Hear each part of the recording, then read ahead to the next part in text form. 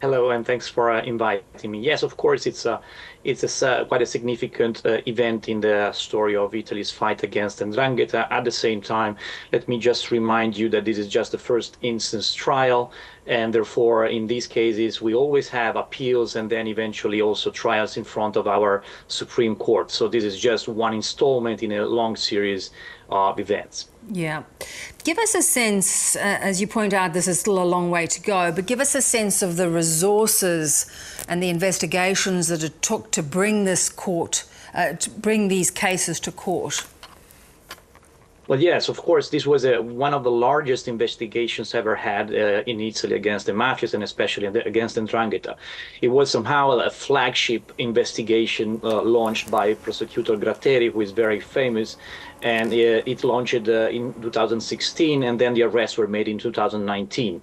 And it might seem from a foreign perspective that 4 years to get to a first instance result were a long time, but in fact, this court met every day and held like 3 hearings every day. So it was a remarkable feat in terms of the Italian criminal justice system because we had more than 400 defendants.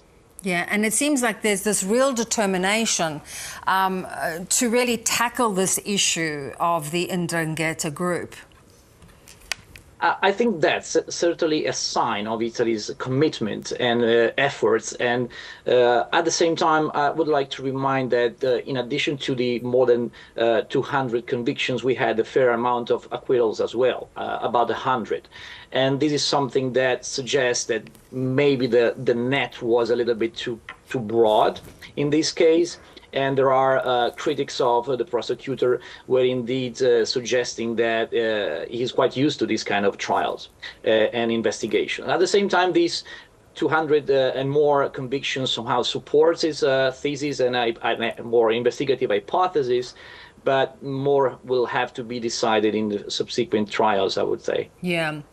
What sort of impact, if these convictions hold through the whole justice system, what sort of impact will it have on this group that seems to have a very wide net? Well, yes, indeed. One thing that might be hard to understand from a foreign perspective is that actually the 'Ndrangheta is a constellation of groups. So it's not one monolithic organization, it's a constellation of groups. So this trial focused on a set of groups in a certain area of Calabria, and certainly these groups have been majorly impacted and jeopardized by this intervention. Also I remind the foreign public that during these trials in Italy, most of the defendants, at least the defendants charged with the most serious crimes, are in jail, and they stayed in jail since 2019. This is somehow certainly impacting the groups, but at the same time very concerning for those who were acquitted. Yeah. You know, during the trial, investigators provided extensive evidence of the very ruthless and oppressive tactics of these various groups, as you point out, this broad groups across the community. Has this made the community feel safer in any way when they're watching this conviction on behalf of law enforcement authorities? Well, that's a very challenging question. I would say that certainly the conviction of criminals supports the feeling of security and safety of the citizens. At the same time, I feel as a scholar and as a citizen, I feel that every wrongful detention of citizens for sometimes 4 years is a serious wound. So as a citizen and a scholar, I always think that we should be better. We have in Italy, we have very sharp tools. We have very sharp legislation, sometimes very strong and afflictive legislation that must be used with a lot of care.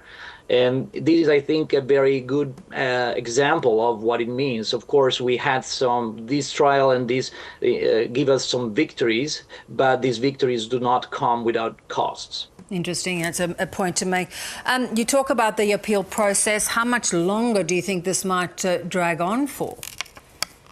Well, that's a very good question. I would say that it could be possible that it would take another couple of years because, of course, appeals require all the defendants, especially the convicted ones, to have sometimes to prepare their appeals. And then, of course, the courts, especially in the Italian criminal justice system, in the appeal decision, basically the courts will hear the case again largely. So it will take something, I would say, at least for 2 years. So if you want, I'm here in the next 2 years. We're always here to comment about this case. Look forward to doing that, Francesco. We really appreciate your time. Thanks so much.